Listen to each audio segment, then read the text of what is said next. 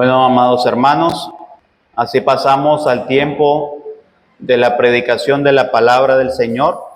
Les voy a invitar nuevamente a que abran sus Biblias en Efesios capítulo 4. El texto que acabamos de leer anteriormente, Efesios 4, pero en esta ocasión estaremos leyendo los primeros 3 versículos.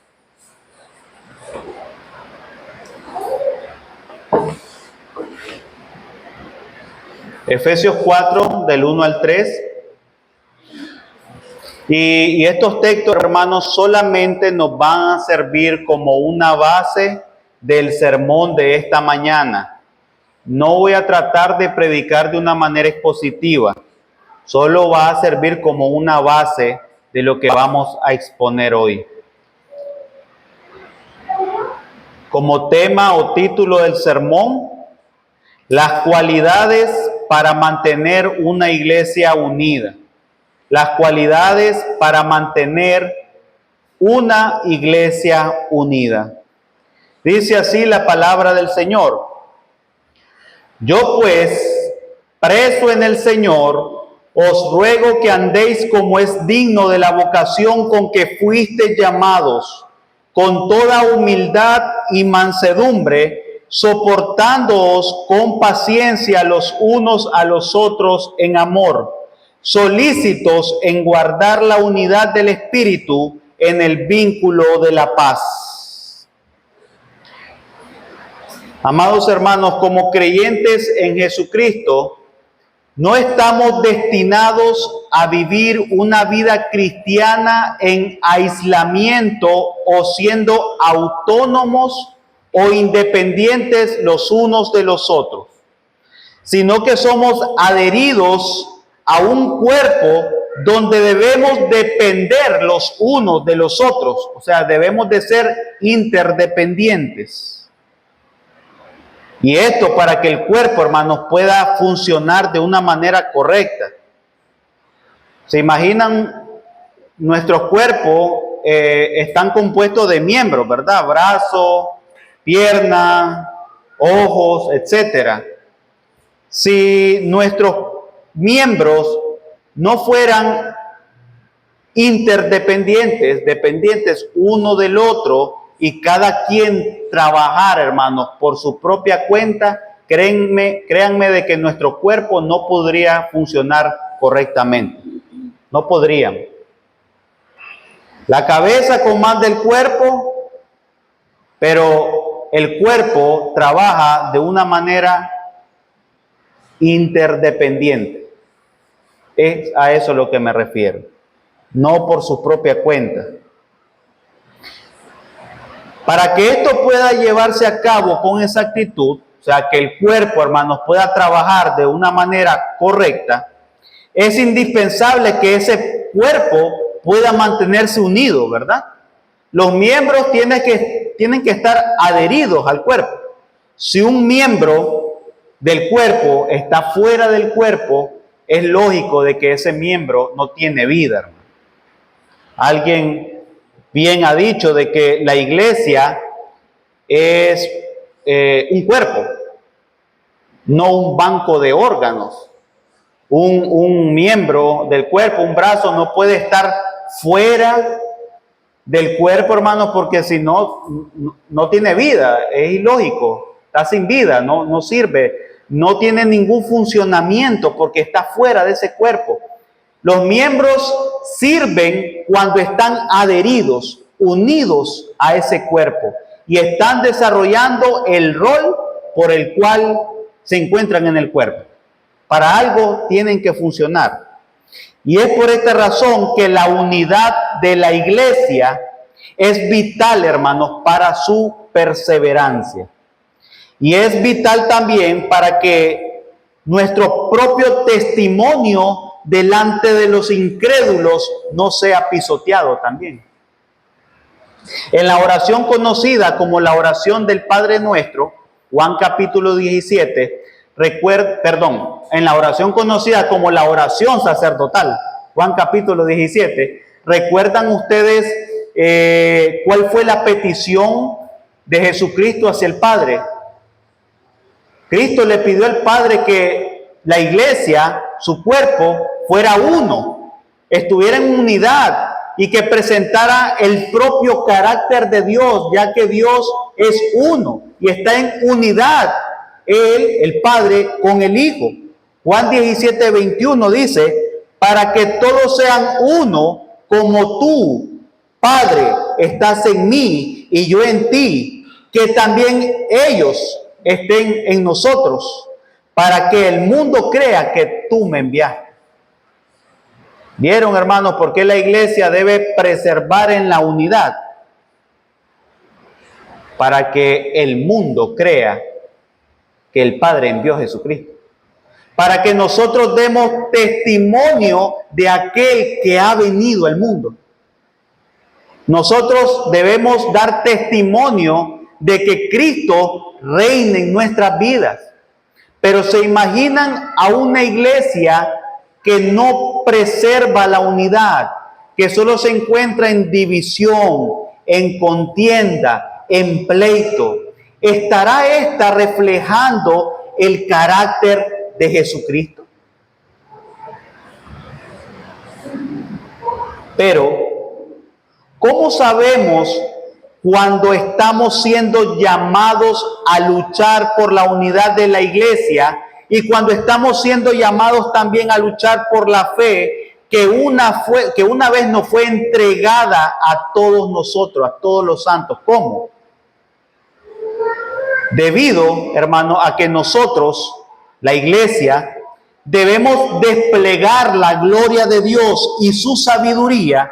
Debemos luchar, hermanos, por mantener la unidad entre nosotros, la unidad cristiana. Pero este llamado que el apóstol Pablo está haciendo a la unidad está basado en el evangelio que revela al Dios Trino. Al único, dice Pablo, Padre que planificó nuestra salvación desde antes de la fundación del mundo. Al único Señor que nos ha reconciliado con Dios y con los demás a través de su sangre. Y al único Espíritu que nos ha llamado de la muerte espiritual hacia la vida. Aquel que nos ha trasladado del reino de la tiniebla al reino de su amado Hijo. Si nuestro propósito, hermanos, como iglesia, es mantener la unidad en el espíritu del cual habla el apóstol Pablo en estos textos, entonces, hermanos, es necesario que podamos cultivar el carácter de nuestro Señor Jesucristo. Solo así. Y es precisamente lo que mencionan estos textos que leímos anteriormente de Efesios capítulo 4, versículos del 1 al 3.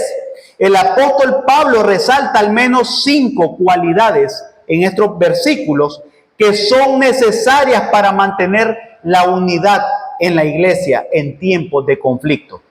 Y estos versículos hablan de la humildad, de la mansedumbre, de la paciencia, del amor y del celo. Ahora, antes de pasar a desarrollar, hermanos, estos textos, quiero expresar de que estos textos están dentro de un contexto. O sea, el apóstol Pablo, desde el capítulo 1, 2 y 3 de la carta a los Efesios, enseña a la iglesia sobre grandes doctrinas acerca de la identidad que tiene el cristiano en Cristo. En el capítulo 1 de la carta a los Efesios, por ejemplo, el apóstol Pablo está abordando, hermanos, acerca de todas las bendiciones espirituales que hemos recibido en Cristo. Habla de nuestra elección, de nuestra justificación, de nuestra adopción, de nuestra seguridad eterna, del Santo Espíritu de Dios, que es la arras de nuestra herencia, de la posesión adquirida, etc. Luego Pablo, en el capítulo 2 de la carta a los Efesios, está haciendo un contraste de lo que era nuestra vida antes de venir a Cristo y de lo que es ahora nuestra vida al venir a Cristo en arrepentimiento y fe. Dice, ustedes estaban muertos en vuestros delitos y pecados, siguiendo la corriente de este mundo conforme al príncipe de la potestad del aire, Satanás, el cual erais hijos de desobediencia, dice. Pero en Cristo hemos sido salvados por gracia y juntamente resucitados con Él, dice el apóstol Pablo. Luego, en el capítulo 3 de Efesios, el apóstol Pablo está hablando acerca de nuestra reconciliación con Dios y nuestra reconciliación como pueblo, formando así un solo cuerpo, la iglesia, siendo Cristo su cabeza y nosotros su cuerpo. Pero cuando Pablo llega al capítulo 4, hermanos, vemos una transición. Vemos del indicativo al imperativo. ¿Recuerdan lo que estábamos viendo el día de ayer? Ok. Vemos la transición del indicativo al imperativo, del conocimiento teológico o doctrinal a la práctica cristiana. Ahora Pablo en este capítulo 4 nos está exhortando, animando a que debemos de vivir a la altura de nuestra nueva identidad en Cristo. Y nos provee, hermanos, de al menos 5 elementos o cualidades para mantenernos unidos como iglesia local. Eso es un poco acerca del contexto de estos textos. Así que, hermanos, pasemos a desarrollar la primera cualidad. Dice el versículo del 1 al 2 de Efesios capítulo 4.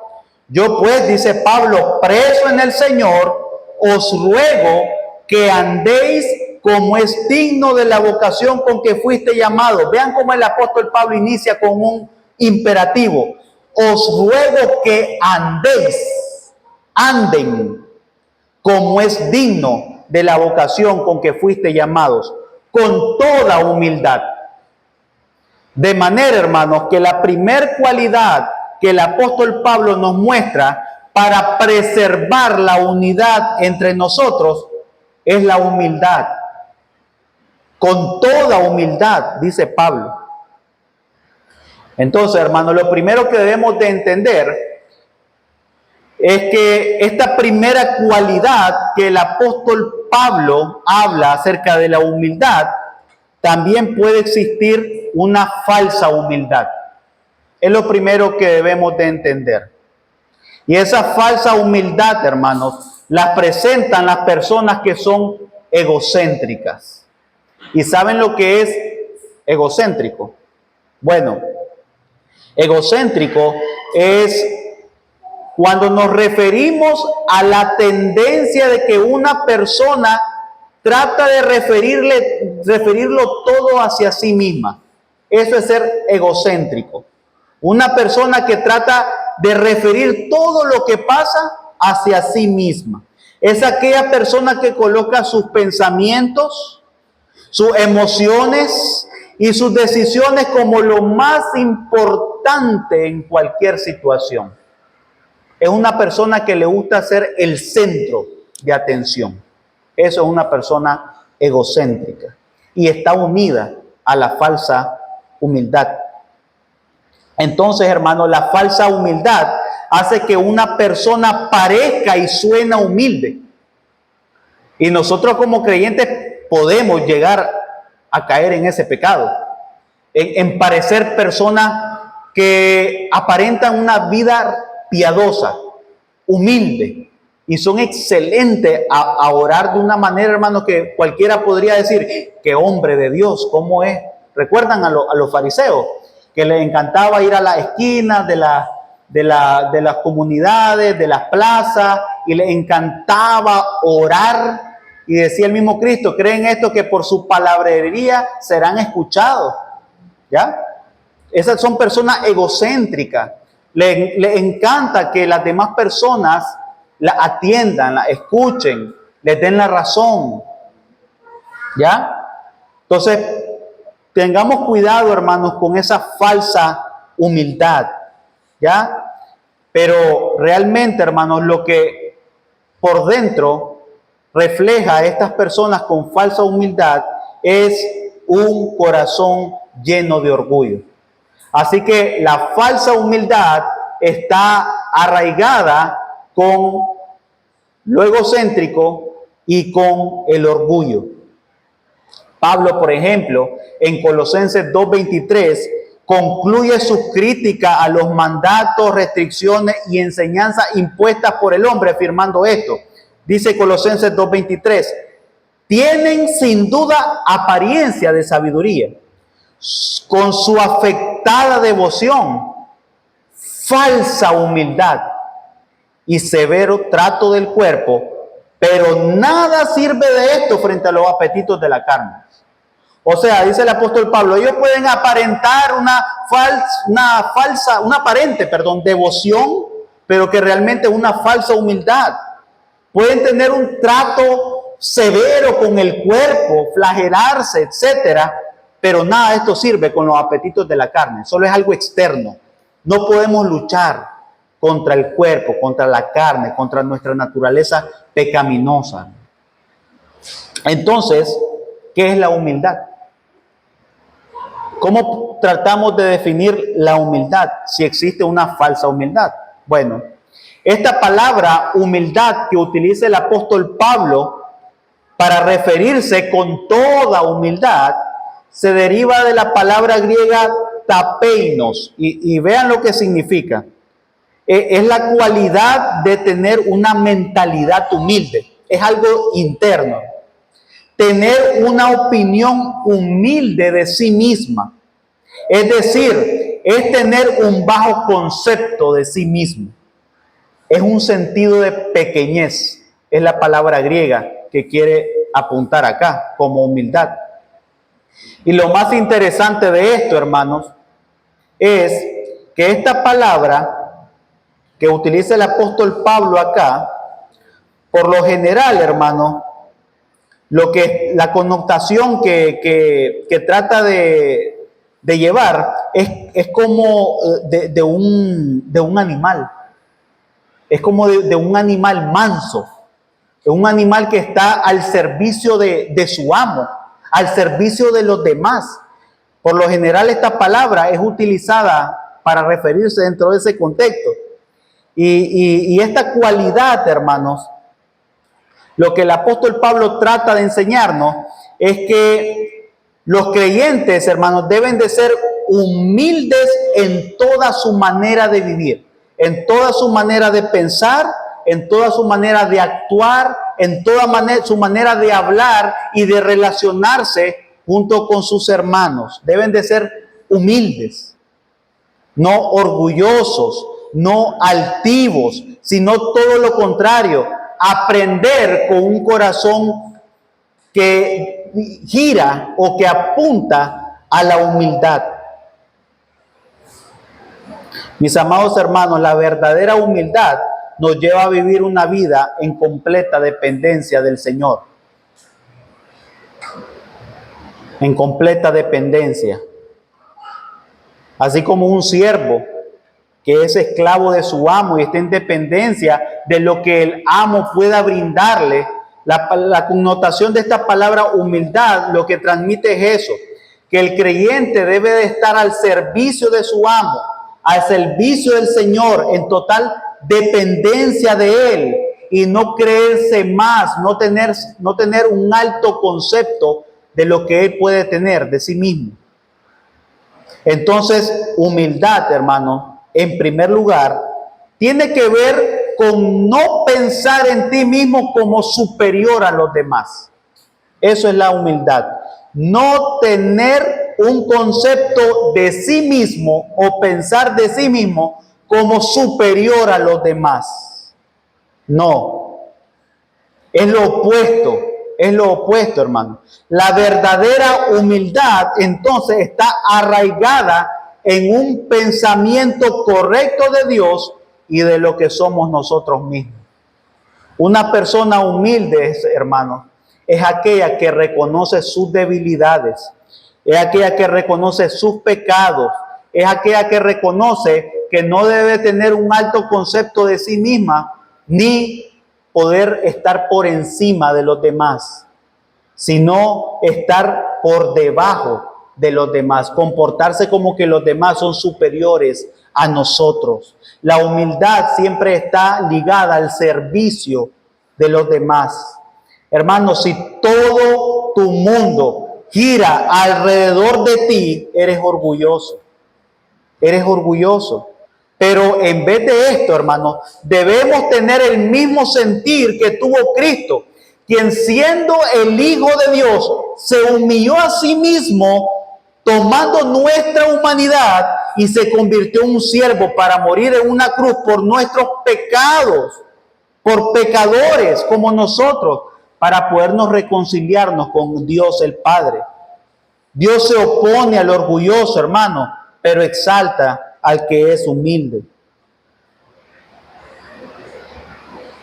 En Filipenses 2, del 5 al 11, el apóstol Pablo dice: haya pues en vosotros ese sentir que hubo también en Cristo Jesús, siendo en forma de Dios, no estimó el ser igual a Dios como cosa a que aferrarse, sino que se despojó a sí mismo. Y cuando utiliza esta palabra, se despojó, no es que se despojó de sus atributos divinos, oigan, él siempre siguió siendo Dios, estando aquí en la tierra, sino de su gloria, de la gloria que compartía con el Padre en los cielos, hermano. Él se despojó de eso para hacerse siervo por amor a su pueblo y morir en una cruz por nuestros pecados. ¿Y saben cuál fue la respuesta de Dios con esto? Cuando Dios fue humilde, manso, se humilló hasta lo sumo por amor a nosotros. Dice el mismo apóstol Pablo que por lo cual Dios también le exaltó hasta lo sumo y le dio un nombre que es sobre todo nombre, para que en el nombre de Jesús se doble toda rodilla de los que están en los cielos y en la tierra y debajo de la tierra, y toda lengua confiese que Jesucristo es el Señor, para gloria de Dios Padre. ¿Vieron cuál fue la consecuencia de la humildad de Jesucristo? Mi amado hermano, mi amada hermana, ¿posee usted una actitud humilde? ¿Es usted humilde? ¿Considera usted a sus hermanos superiores a usted mismo? Como dice el apóstol Pablo en Filipenses 2:3, nada hagáis por contienda o por vanagloria, antes bien con humildad, estimando cada uno los unos a los otros como superiores a nosotros mismos. ¿Está usted perseverando en esta cualidad para preservar la unidad de esta iglesia local? Esto es algo, hermano, en lo que todos, incluyéndome, deberíamos de reflexionar en estos días, en la humildad. En segundo lugar, otra cualidad que el apóstol Pablo nos está enseñando acá para tratar de preservar la unidad en la iglesia es la mansedumbre también. Vean los versículos del 1 al 2. Yo pues, preso en el Señor, os ruego que andéis como es digno de la vocación con que fuisteis llamados, con toda humildad y mansedumbre. Mansedumbre. Y esta palabra, hermanos, mansedumbre, que utiliza el apóstol Pablo acá, es la palabra griega prautes, y significa gentileza, suavidad, fuerza suave, y da una connotación, como una persona que expresa una fuerza interior serena bajo el control del Espíritu Santo. Esto es mansedumbre. Por lo tanto, en primer lugar, hermanos, la mansedumbre es un beneficio que hemos adquirido por ser salvos por la gracia de nuestro Dios. La mansedumbre es parte del fruto del Espíritu Santo. Gálatas 5:23 dice: mas el fruto del Espíritu es amor, gozo, paz, paciencia, benignidad, bondad, fe, mansedumbre. Mansedumbre. Por ende, la mansedumbre tiene que ver con considerar a los demás cediendo nuestros derechos. Y eso es difícil para nuestro ego, hermano. Ceder nuestros propios derechos por amor a los demás. Considerar a los demás superiores a nosotros para preservar la unidad cediendo todo lo que nos puede pertenecer. Eso atenta con nuestro orgullo. Y el problema, hermano, es que vivimos en un mundo tan gobernado por el individualismo que lamentablemente el individualismo muchas veces penetra en las iglesias.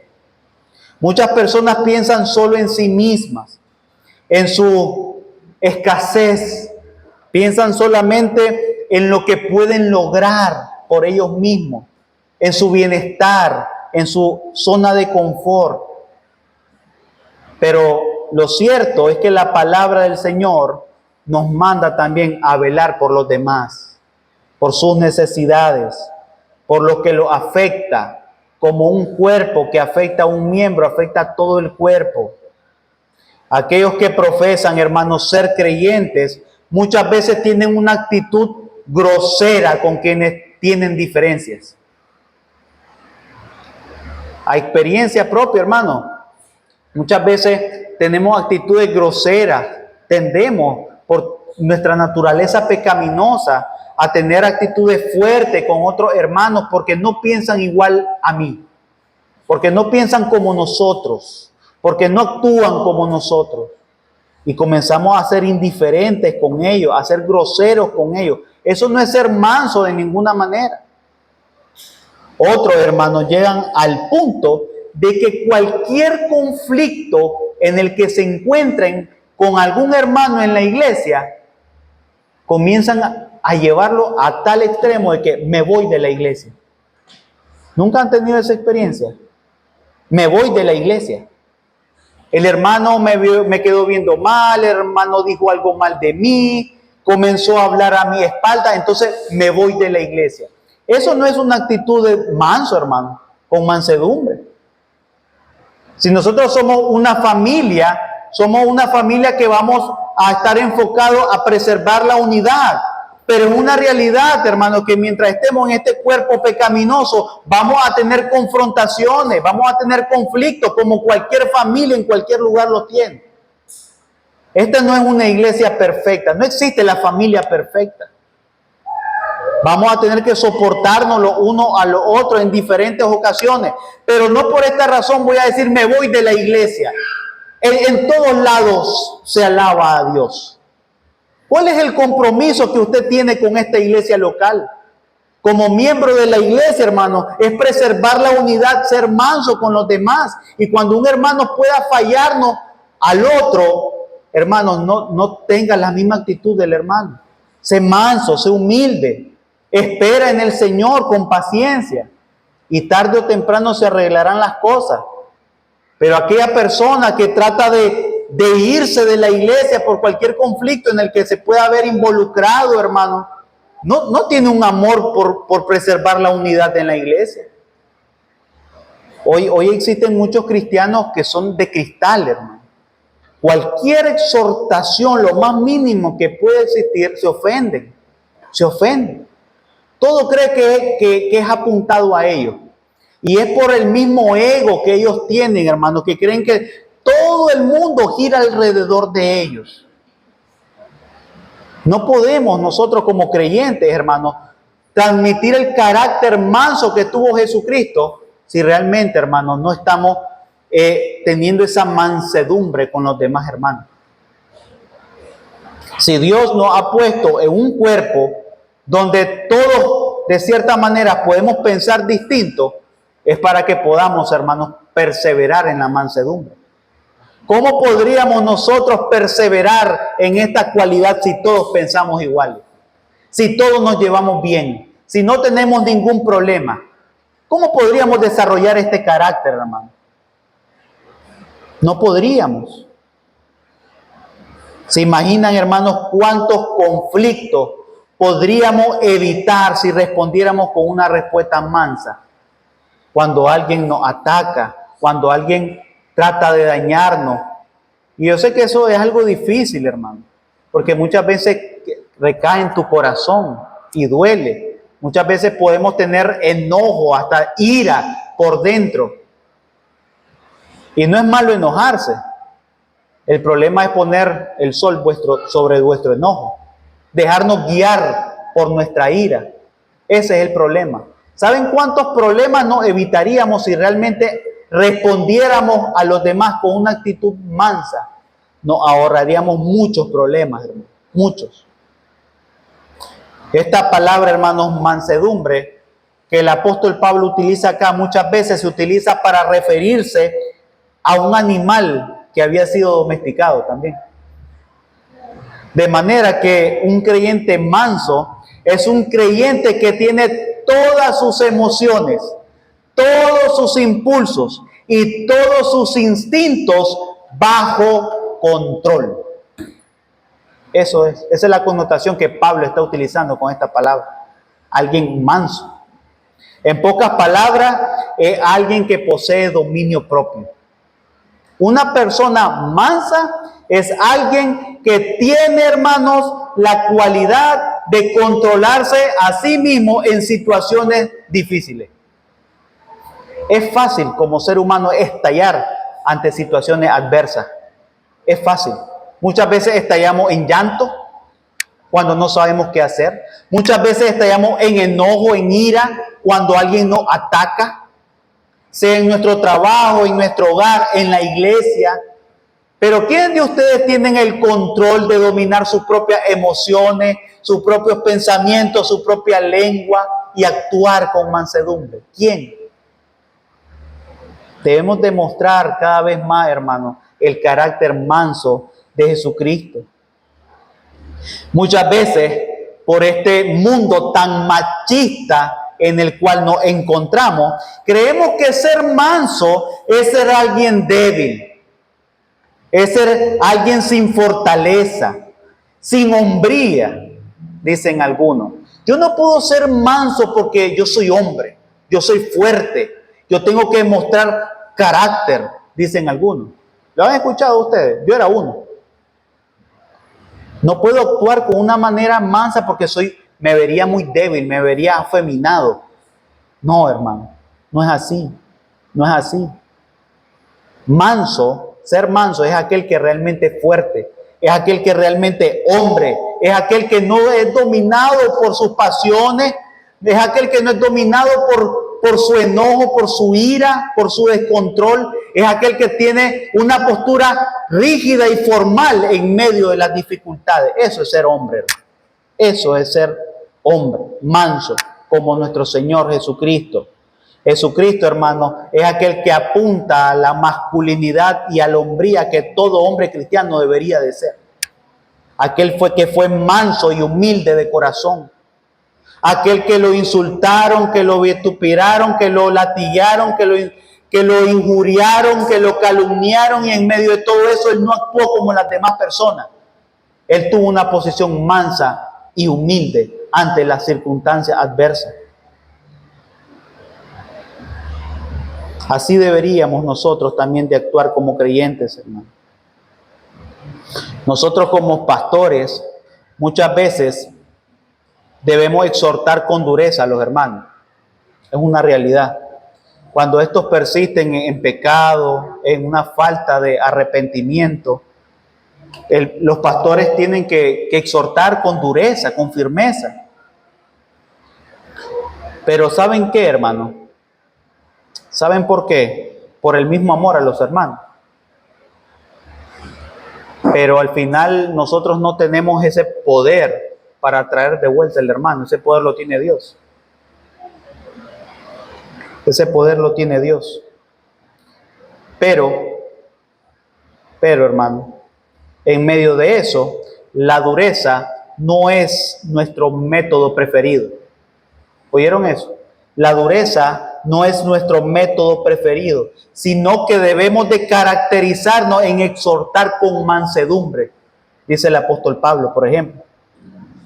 Y Pablo entendía muy bien esto. En 1 Corintios 4:21, él le dice a la iglesia de Corinto, ¿qué quieren? ¿Iré a ustedes con vara o con amor y espíritu de mansedumbre? O sea, Pablo les decía, ¿de qué manera quieren que los corrijan a ustedes? Ustedes están persistiendo en su pecado. ¿Quieren que vaya con vara, con una exhortación fuerte y firme? ¿O quieren que lo haga con amor y con espíritu de mansedumbre?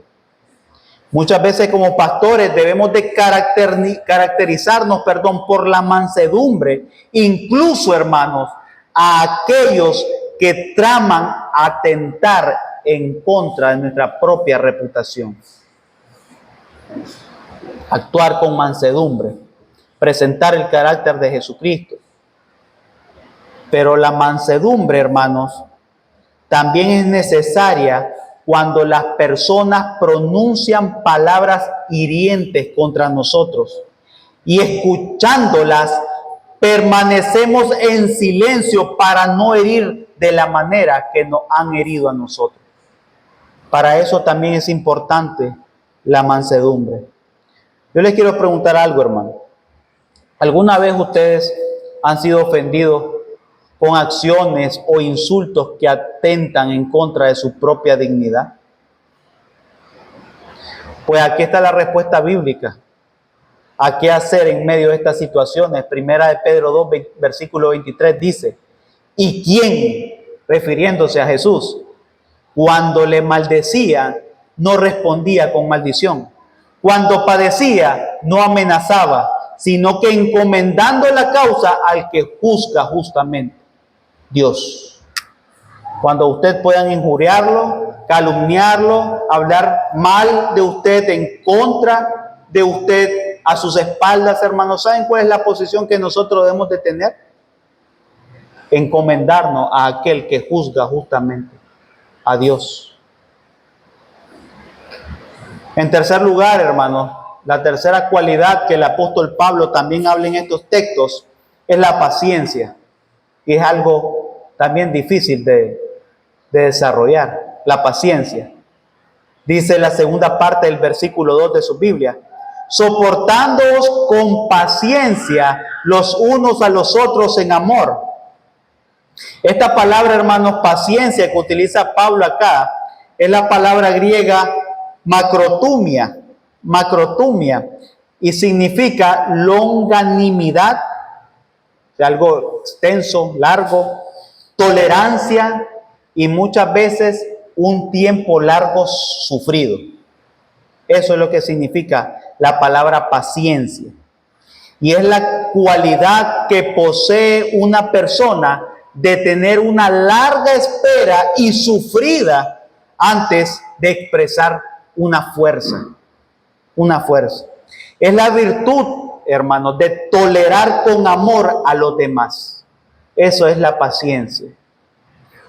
¿Cuán pacientes somos nosotros, por ejemplo, con los que no están de acuerdo con nosotros mismos, con nuestra manera de pensar? ¿Cuánto tiempo soportamos a los que piensan diferente de nosotros? ¿Cuán pacientes somos con los hermanos más débiles, por ejemplo? ¿Cuán pacientes somos con nuestras esposas? ¿Cuán pacientes somos con nuestros esposos? ¿Cuán pacientes somos con nuestros hijos?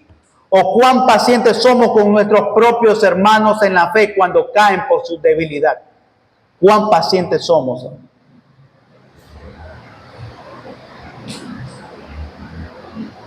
En cuarto lugar, para seguir avanzando, el apóstol Pablo habla del amor también. La misma segunda parte del versículo 2. Soportándoos con paciencia los unos a los otros en amor, dice Pablo. Pablo lo que está haciendo ahora es añadiendo un ingrediente especial a esto de soportarnos los unos a los otros, y es el amor. El amor, hermanos, hacia los demás debería de ser el motor que nos conduzca a ser pacientes con los demás hermanos. Es por amor a los hermanos que debemos de ser pacientes. Porque amamos a nuestros hermanos es la razón por la cual soportamos con paciencia a los más débiles. Es por amor. Entonces, lo primero que debemos de entender con esta cuarta cualidad es que el amor fraternal entre los hermanos es un mandato central en la Escritura. Es un mandato, ¿no?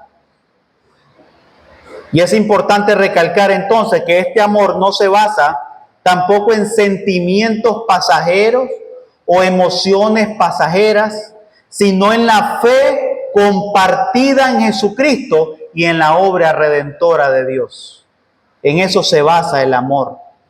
En Juan capítulo 13, versículos del 34 al 35, el mismo Jesús da un nuevo mandamiento a sus discípulos de amarnos los unos a los otros, siendo Él, Cristo, el mayor ejemplo de ese amor. Dice, un mandamiento nuevo os doy, que os améis los unos a los otros, como yo os he amado, que también os améis los unos a los otros.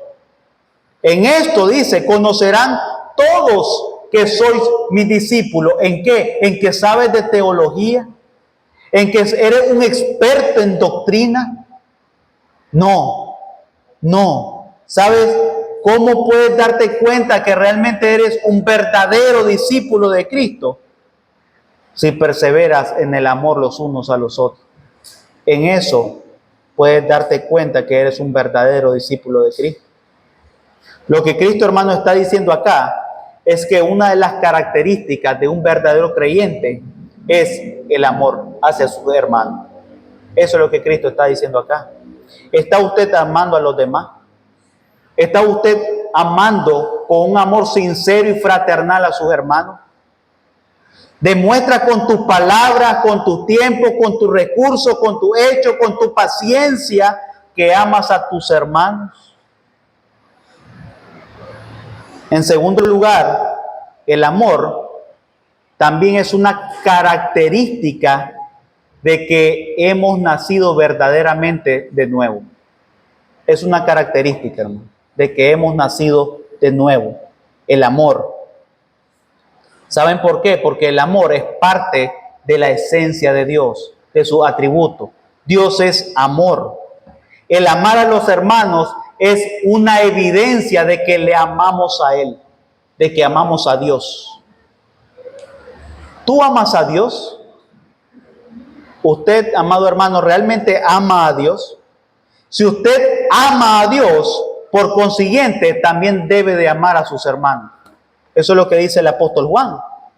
Porque el amar a nuestro hermano, refleja verdaderamente que amamos a Dios. Primera de Juan 4, versículos del 7 al 12 dice, amados, amémonos unos a otros, porque el amor es de Dios. Todo aquel que ama es nacido de Dios y conoce a Dios. El que no ama, por consiguiente, no ha nacido de Dios. No ha nacido de Dios. Porque Dios es amor. En esto se mostró el amor de Dios para con nosotros, dice Juan, en que Dios envió a su Hijo único al mundo para que vivamos por Él.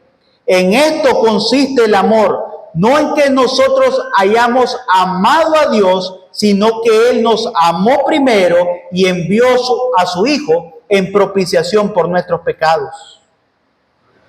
Y en los versículos 20 y 21 de primera carta a Juan, él concluye con estas palabras: si alguno dice yo amo a Dios y aborrece a su hermano, es un mentiroso.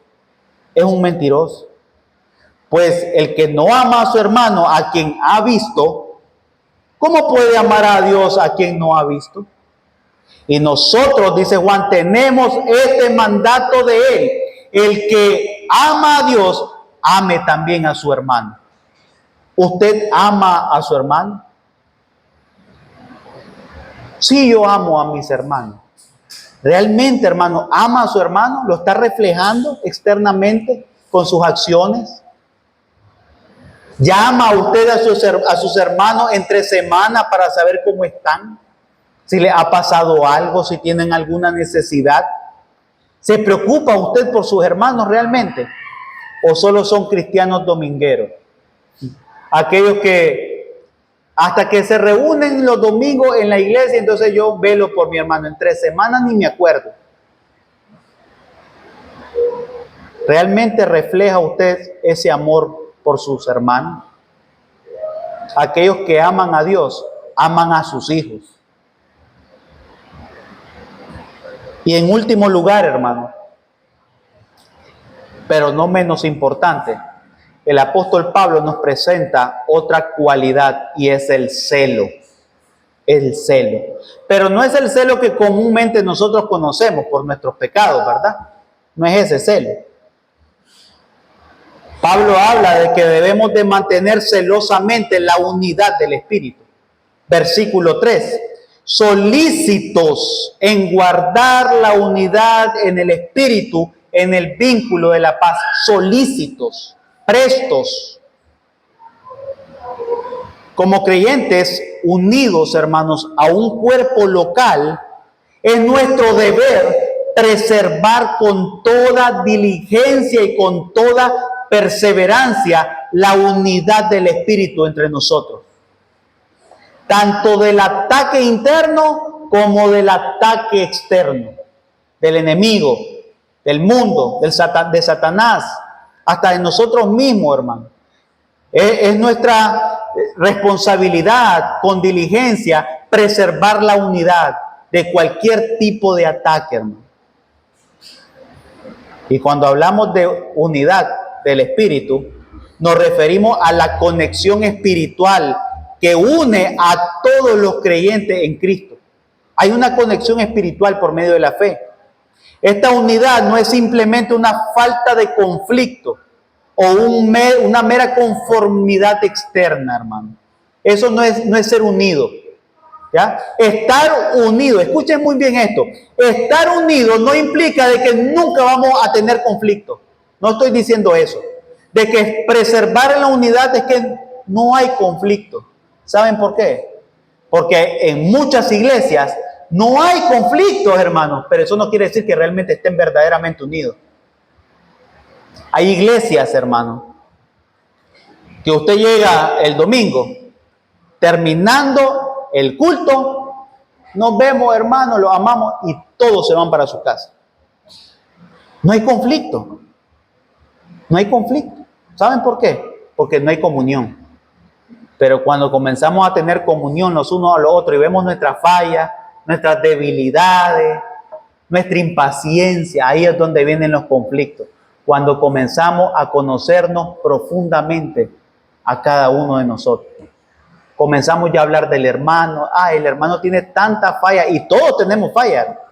Pero el problema es que en medio de esas fallas podamos soportarnos con paciencia. Pero solo cuando hay una verdadera comunión, hermano, es cuando comienzan a verse las fallas y los conflictos. Ese es el punto. Por eso es que usted va a ver muchas iglesias donde no hay problemas, no hay disensiones, no hay divisiones, no hay conflictos, porque no existe una comunión, hermano. No existe una comunión. Y es ahí donde se demuestra el verdadero amor, cuando usted pasa tiempo con las demás personas. Cuando usted no lidia día a día con una persona, usted va a amar a esa persona. ¿Sabe por qué? Porque no lidia con ella. Pero cuando usted comienza a lidiar día a día con las mismas personas, es ahí donde usted va a desarrollar, hermano, la paciencia, la mansedumbre, el amor. Es hasta ahí. Y con esto no estoy diciendo de que evitemos la comunión para preservar la unidad. No estoy diciendo eso. Enfoquémonos en la comunión, pero también tratemos de preservar la unidad y apartarnos de los conflictos. Mis hermanos, si Cristo nos manda a estar en comunión, no es porque Él sabe que somos débiles y tan malos que vamos a preferir los conflictos y las divisiones y por eso lo hace. No. Si Cristo nos manda a enfocarnos en la comunión, es para desarrollarnos en amor, en paciencia, en mansedumbre, en templanza y poner, hermano, en práctica el fruto que Él nos ha dado por medio de su Espíritu. Ahora, hermanos, es una realidad que también una iglesia que está unida en el Espíritu es una iglesia que confiesa lo mismo en cuanto a la doctrina. Es una realidad, no lo voy a hacer pasar por alto. porque es la verdad la que nos une. ¿Se imaginan que dentro de la iglesia no confesáramos lo mismo? No podríamos tener una verdadera unidad en el Espíritu. Recuerden que el Espíritu es el autor de la Biblia. Y la Biblia y el Espíritu, que es su autor, trabajan en sintonía. Entonces, la iglesia que está unida es una iglesia que confiesa lo mismo. Pero, hermano, hay una verdadera unidad si confesamos lo mismo en amor. Porque podemos confesar lo mismo y a la vez no experimentar el amor. Podemos ser fríos. No podríamos caminar juntos en unidad si no creemos lo mismo, pero también podríamos creer lo mismo y a la vez no estar unidos. Así que es necesario que creamos en lo mismo, que confesemos lo mismo, pero a la vez que eso que creemos y que confesamos lo llevemos a la práctica, reflejando el vínculo por medio del amor hacia los demás. Es necesario eso. En conclusión, hermano, ¿está usted, hermano, desarrollando estas cualidades que el apóstol Pablo presenta acá para preservar la unidad de su iglesia local? Y estoy hablando en el contexto de iglesia local, ¿verdad? De iglesia local, con la iglesia que usted está comprometido. ¿Está usted perseverando estas cualidades para tratar de preservar la unidad? ¿Está usted reflejando estas cualidades como Cristo las reflejó en su ministerio terrenal? Si somos realmente discípulos de Jesucristo, es necesario que también pongamos en práctica estas cualidades por amor a Él y por amor a la iglesia. Dios les bendiga. Vamos a orar.